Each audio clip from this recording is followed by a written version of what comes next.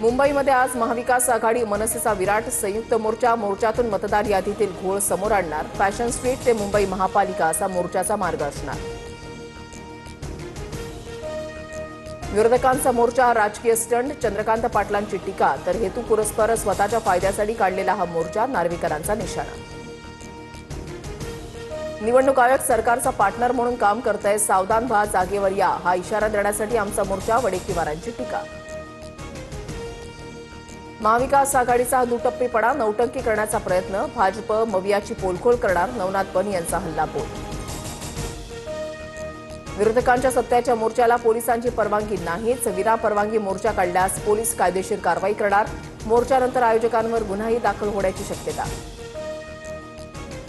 विरोधकांच्या सत्याच्या मोर्चाविरोधात आज भाजपचं मुक आंदोलन, रवींद्र चव्हाणांच्या नेतृत्वात आंदोलन होणार, तर भाजपचे नेते मुके राहिले तर देश आनंदी राहील, अरविंद सावंतांची टीका।